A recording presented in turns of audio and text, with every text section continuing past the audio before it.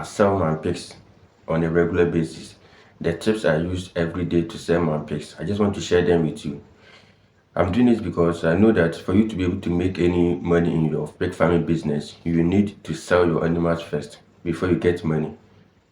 Here, we don't sell manure like the pig droppings. We don't sell them, but the main source of income for most pig farmers is the pigs themselves. So if you're not able to sell the pigs, you are not going to make any money. So I'm just going to list all the tips I use in selling the pigs, and I'll explain it one after the other for you. So the first one is I practice the pork sharing, one of my favorites. And then I also find local reps or butchers.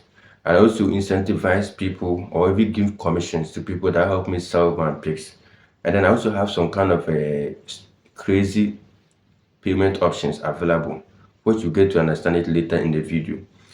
I do control my production, so my cost is always low for me. And from time also, I have this kind of informal farm tours which I organize, so people can just visit the farm, see what I'm doing.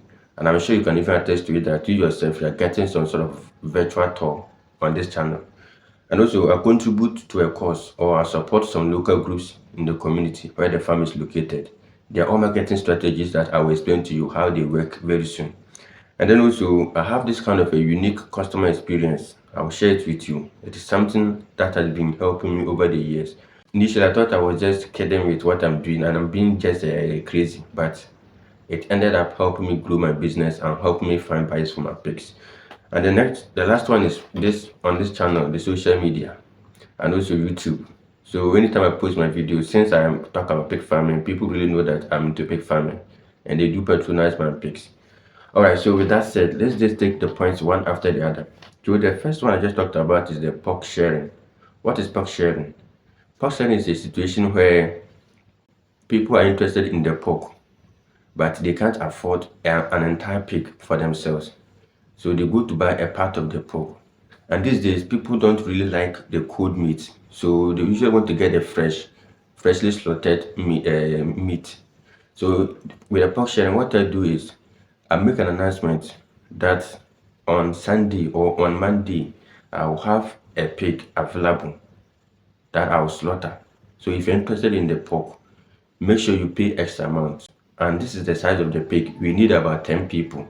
So I'll tell them that on Sunday I'll be slaughtering, and each person who is interested is supposed to pay this amount.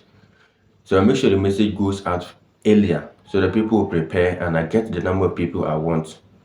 So that once the money is up for the kind of animal I want to release, then I give them the date and the time it will be available so they can come there. And I don't slaughter before they come. I make sure they are all available and my money is also up before I slaughter. So when the money is up, you slaughter, you distribute it equally into the portions each person paid, and then they all pick their shares and go.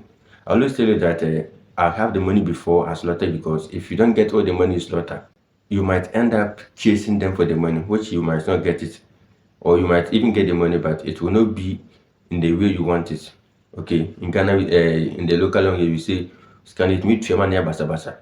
They pay it in a scattered way. This one will give you 5 cedis today, the next day they give you 20, this person gives 20, maybe 50.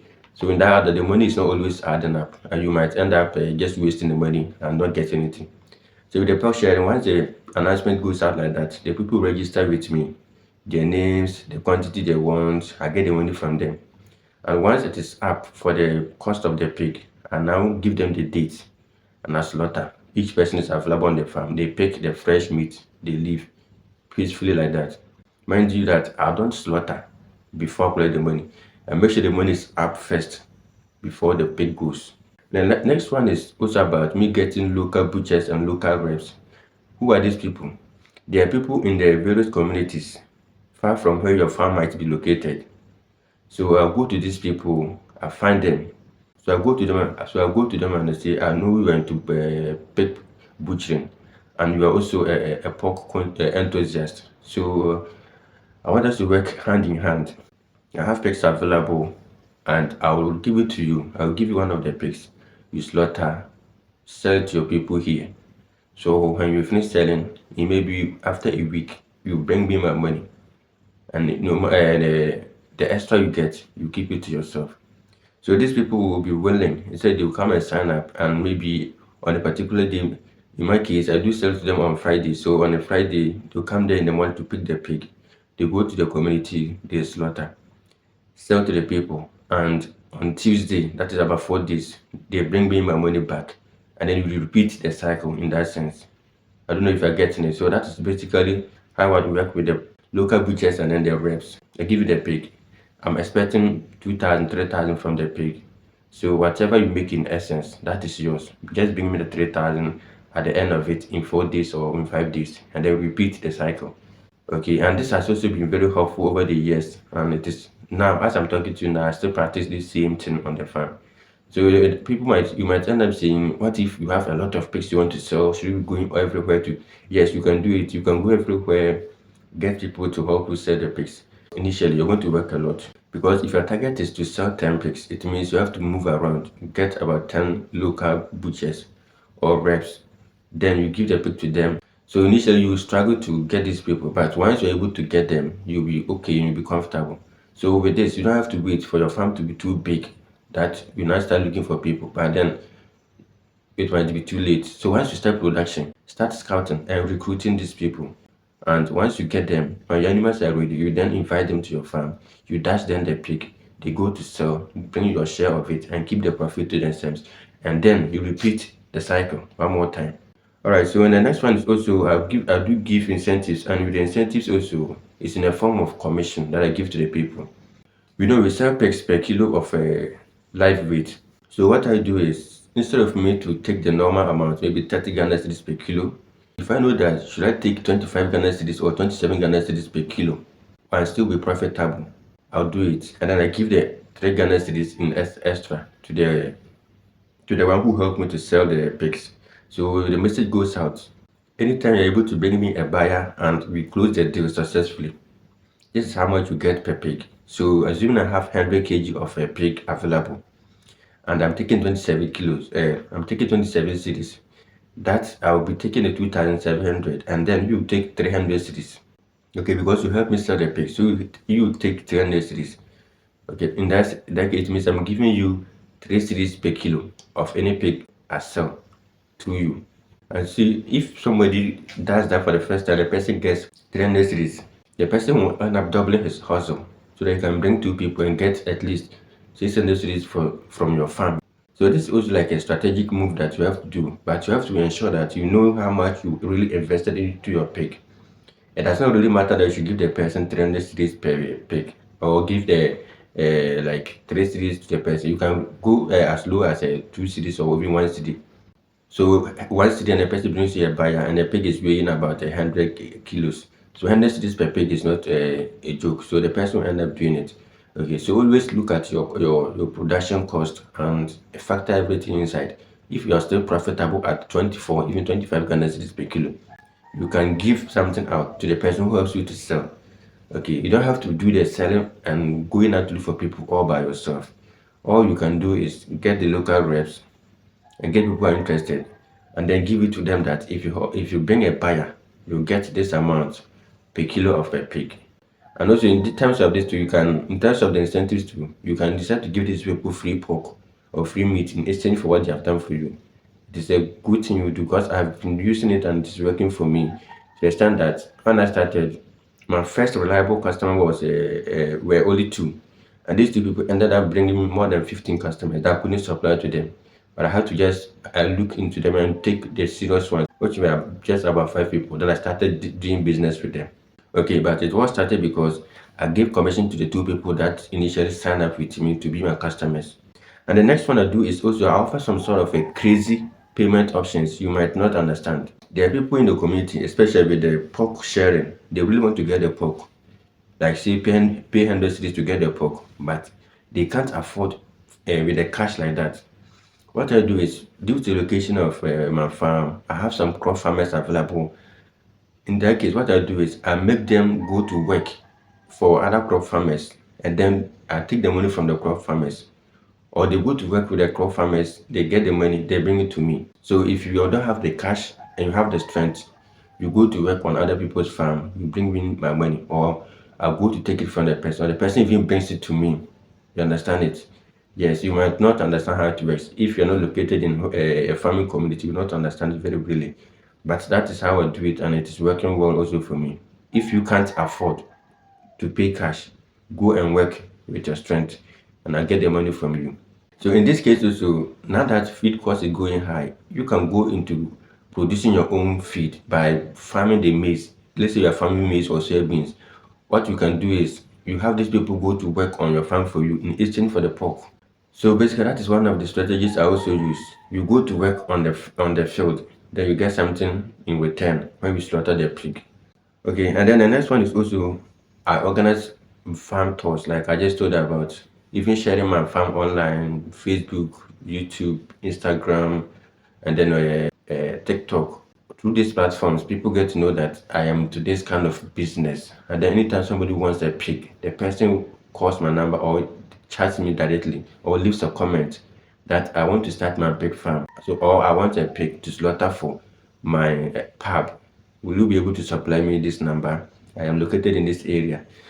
So in my case, usually I don't sell my pigs outside my community that much. So what I do is I refer them to other people. You can get straight from this source. Due to a distance, you can sell it, get it from this source. This person is available. Call the person, and this is the contact number of the person. The person can attempt to you like I would do exactly. So just be willing to share your farm online. Go out there, let your farm be known everywhere like that. Be scattered, just scatter yourself everywhere online these days. Organizing all these farm tours is very important. Take people through what you do. Guys, welcome to my YouTube channel. This is my farm. As there's a pig farming that I'm doing here. Just make some announcement about what you do online. It will amaze you how much business I was able to do with TikTok alone. Take people through virtual tours, and they will help you to do a lot of business with you. And also with the tours also, it's not just about coming online. In my case, when I'm around on the farm, I do uproot grasses and feed those grass to the pigs. So when I want to do that, usually I have people in the community who have come to help me uproot these grasses. So we all go to feed them to the pigs. So once we do that, people get to see what we're doing, they see the practices, they become happy with the pigs. And then at the end of the day, even these people that got access to feed the pigs for themselves, they become happy. And anytime somebody wants a pig, they just bring them to my farm. This farm here, I've ever gone there before. Their pigs are very healthy. This is what they do, and this is how they feed the animals. I even fed them myself some time ago. And then these same people who came to just visit you or even help me uproot the grass will end up being those also announcing and also promoting my farm business. How unique and how intelligent some of my animals are and how clean they are. So there was one time I was there and a customer came and said, somebody told me that you have a pig that is taller than you. A pig taller than you. So, oh yeah, I have them on the farm. For my pigs, they're always tall. Okay, so the person came and then he was excited to see that kind of pig. So I said, this is the pig. And I raised some grass this way. The pig tried to get raise its legs, place them on the wall. And very tall, you can see it in that sense. The person was happy. So from there, I'm sure this person also go back and be spreading the message. Okay, so all these are like forms of thoughts I used to organize, and then people keep spreading my business for me. And at the end of the day, I'm able to close a deal successfully. So the next one you can also do is, in my case, I have this kind of unique customer experience. Unique. I say unique because anytime I sell a pig on my farm, especially those I've been dealing with on a regular basis, after they have bought the pig, it's not done. I do follow up. Some I've even visited them to the extent of even going to eat part of the meat in their house. So some of them feel happy and excited when they see me eating with them. I don't know why, but once they go there and start eating with them, they're happy. Okay, and anytime they buy, even to some, I don't even ask them to reserve me any seat, but they'll end up leaving me some of the food and then say, we left you some food, you can come and then have it. And I do go there, just interact with them, get to see their families, and we all talk about a lot of things aside business. So it's not always that we'll be talking about pig farming. Sometimes I just go there, have some chat with them, I eat with them, and then I go back to my house. That's what I do there. Okay. And it's helping me because they feel like they are part of me and I'm also part of their family. Anytime they see me, we see each other, we are happy. So I just know all my customers. I know the people I deal with. I just know them by their names. I know their families and I know their wives like that. So anytime they see me, they call me. I also call them and we chat. It's not every time they'll be talking about pig farming that actually come and buy. If they get to say that you are only interested in their money, they will not be doing business with you. But just be yourself, open yourself up, share what you want to share with them. Let them know you're also a human aside your business. You're a human being. And to do that successfully, I bought myself a motorbike, yes, so that I can just use to maneuver my ways throughout the communities. Move here, move here, move here. Because the roads are not that good, so the motorbike helps me to find my way out like that very easily. So you can also do that. Offer this kind of unique customer experience to them. Just be their friend. Aside calling them customers, let them be friends to you. And sometimes you can even also invite them to your house. Usually in December, we do share pork on the farm. So when we slaughter the pig, instead of us taking and sharing the whole thing for the intestines and the internal organs, we do butcher it into smaller pieces so that we just cook it in my house. So when we cook it in my house or on the farm, we all sit together, have some drinks, and then we eat this pork. People then get back and take their fresh ones, take to their homes, and then they can also go and continue the celebration. Okay, so Christmas days, that's what we do.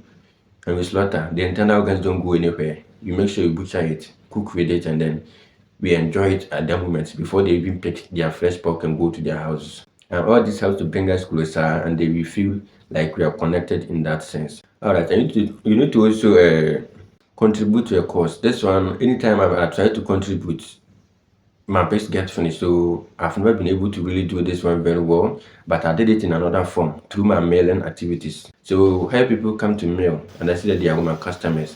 They don't really pay the regular amount. So I do offer a form of a commission to them in the mailing aspect. So if they come to mail, I can give it to them like instead of maybe 20 Ghana cedis, I give it to them like 15 Ghana cedis to mail the same amount of product they bring to my mailing center. So you can also contribute to a cause in the sense that if there's maybe a local sports at the community, a local sports club over there, you can contribute something small to them, especially if your farm is that big, you have come into commercial production. Buying them these jerseys will not break your bank, or even buying the football alone for them. It's not going to break your bank. And they'll be happy to always have you also available like that. It doesn't matter. Even if there are some Muslims in the team, they'll be very, very grateful because you have contributed by buying them this kind of ball. In my case also, I have aged people in the community who I do give fresh pork every December. That's why we slaughter the pigs. So every December, when I slaughter the pig, I do distribute to about seven households. They are weak and some aged people they need help. So every December I do slaughter and I distribute pork to these people. Together with that, I also mail if they have rice. I do mail the rice for them and even their corn. I mail it for them so they can combine that with with the meat I gave to them, and then they can also celebrate in their own way. You understand it? So that's what I do. But you can also come in another way, contribute to a cause by supporting maybe women or maybe widows in the area, sports club, and maybe fighting a cause like just anything. You can organize anything at all. And also this one I have I've not yet practiced it because I'm already known. So if you have just gone to the place and you're new, I think you can do something very crazy in the area. You organize some kind of contest, cooking competition, maybe do something and win something pig farming related in that way. Okay, so instead of you going to market it with the information center, the local media, what you can do is there's a competition on 27th of December, and this is the prize for the winner. We need about 20 people to participate. It's going to be a cooking competition, and the best recipe and the best cook is going to win maybe t-shirts. It's going to win 50 kilos of pork, and you see, just have some prize. Let them sign up. People come to participate, especially if it is not something that is very regular in the area. You do something new like that, so they'll be very happy. People come from all places just to come and witness and see what is happening. And at the end of it all, because you are just being very strategic with what you're doing, you have people do this pork tasting. So they take part of the pork, they taste it, and then you have some judges. At the end of the day, who do you think is the best? Who won the contest? Just not to just you're not doing this to humiliate anybody, but to ensure that you entertain the people, bring some kind of life back into the community. So people will start to talk about your business. This farm organized this kind of contest, and it was late. It was very, very interesting, very fantastic, and very entertaining. I really enjoyed myself, and at the end of the day, I even got to taste part of the pork. It's a nice program. I wish it continues this way in the area. Okay, so it is something you can do, especially if you are very new, you have just started. If you do something like that, you have just exposed your brand out there. People get to be talking about your farm and your business. There's this, there's this, there's this. So always look for ways to make your farm known. Don't be shy. Let people know what you're doing in the area. And in no time, they will be your ambassadors. Whether you give them anything or not, they will be doing the work for you. So basically, that's what I do, sell my picks. And I hope this video also helps you to be very successful with your sales. But like I said, if you want to get all the tips and go according to it, I've converted everything into an ebook form, which you can download with the link below, so that at least you know how to go about the sales of your picks. Let me remind you once again that before you make any money, you have to sell their picks or pork. So try to do that and avoid being vulnerable and desperate when your animals are overstocked on the farm, no person coming to buy from you. And as usual, subscribe to the channel. And I've seen that a lot of people are also into pig farm, but they're not on YouTube, they are on Facebook and TikTok. So that's why I've just spread myself everywhere like that. So kindly follow us also on YouTube and also on TikTok. Help us to grow these pages.